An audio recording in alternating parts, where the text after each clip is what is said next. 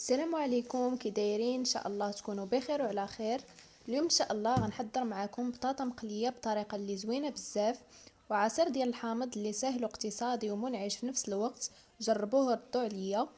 وندوزو دابا للمقادير وطريقه التحضير.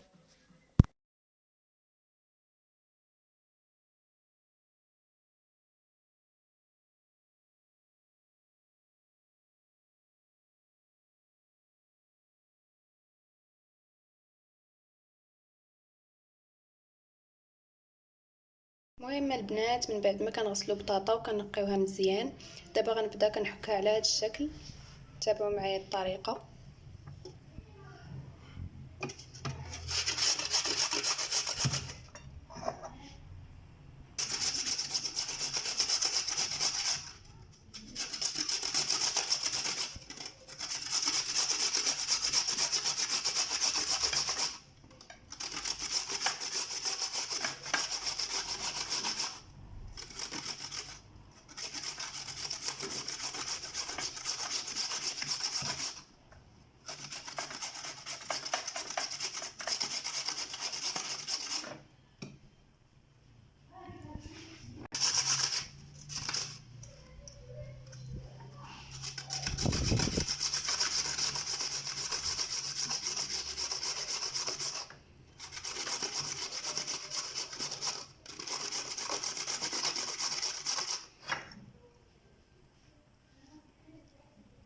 هانتوما البنات شوفوا الشكل اللي كتجي عليه.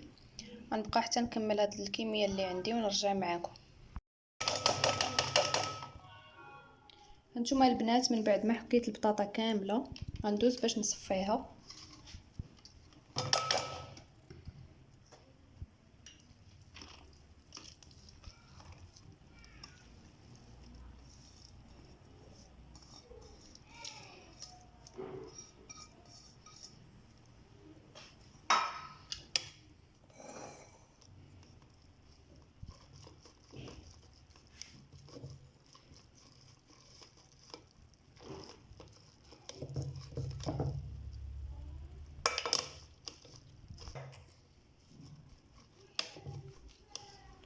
هانتوما البنات، هاد الماء بلا ما ترميوه تقدروا تستغلوه.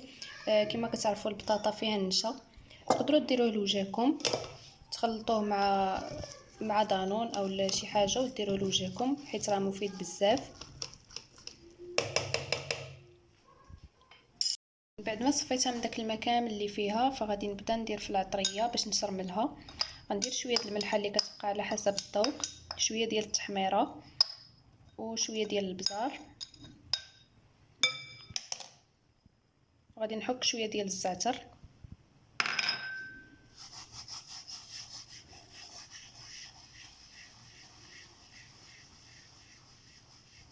بالنسبه اللي ما كيعجبوش الزعتر تقدروا تعوضوها زعما بالثومه، كل واحد على حسب الذوق ديالو. دابا غندير بيضه كتكون على حسب درجه حراره المطبخ. وغادي نزيد معلقه كبيره ديال المعدنوس، وجوج معالق كبار ديال الطحين.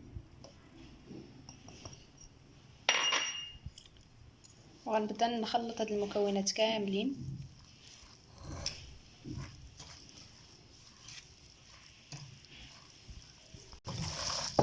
غنخلطوها مزيان بهذا الشكل باش كيتخلطوا لينا المكونات كاملين مع بعضياتهم. وفي نفس الوقت غنديروا الزيت سخون وغنبداو نقليو. ومن بعد ما شرملت البطاطا انا غادي نرافقها مع واحد العصير ديال الحامض. من بعد ما نقيت الحامض غنبدا نقطعو على هذا الشكل، وغنحاول نشوف الا لقيت شي عظام غنحيدهم. انا هذا الحامض اللي عندي ما فيهش بزاف د العظام، حيتاش كما كتعرفوا راهم كيمرروا العصير. غنبقى حتى نكمل هذه الكميه كامله. بعد ما قطعت هذا الليمون كامل غادي نحتاج لواحد الوريقات ديال النعناع اللي كما كتعرفوا هو كيتواتى بزاف المذاق ديالو مع المذاق د النعناع. وغادي نحتاج لواحد لتر ديال الماء، والسكر اللي كيبقى على حسب الذوق.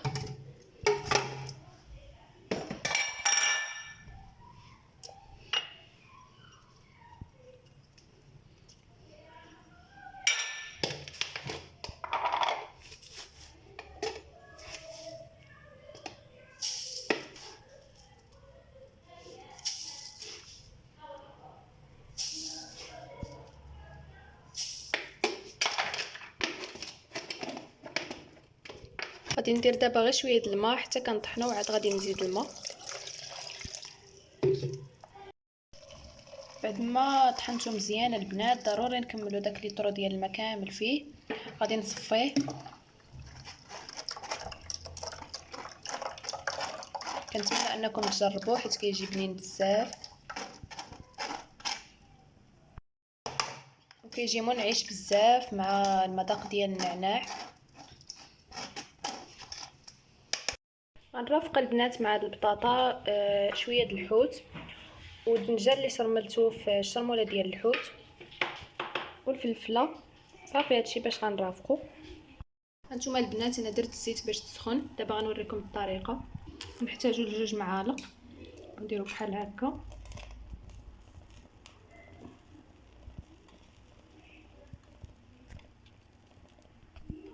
وغادي نديروها في المقله.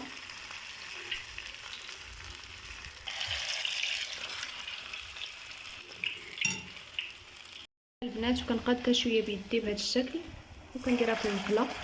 كنستمر على هذه الطريقه حتى كنكمل الكميه كلها.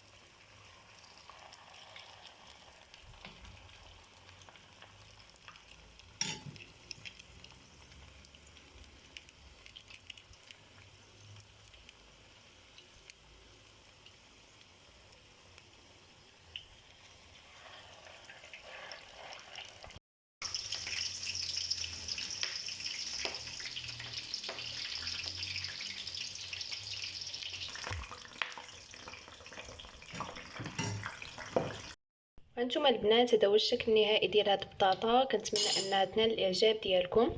انا زينتها بشويه ديال المطيشه اللي قطعتها على هذا الشكل وشويه ديال الخيار والمايونيز ورافقتها بالمقليات الحوت والدنجال والفلفله. نتوما تقدروا ترافقوها باش ما بغيتو. ورافقتها حتى بالعصير. غنوريكم القوام ديالو كيفاش جا. نخلطو شويه.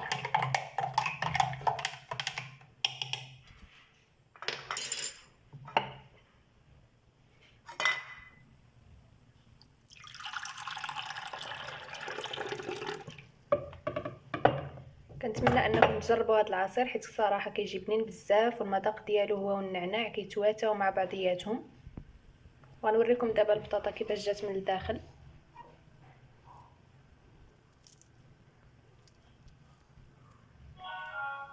كنتمنى انكم تجربوها حيت الصراحه كتجي بنينه بزاف. ولا عجبكم هذا الفيديو ما تنساوش تدعموني بلي لايك ديالكم والاشتراك في القناه وتفعلوا الجرس باش يوصلكم كل جديد ديالي. ونتلاقاو في وصفه اخرى باذن الله.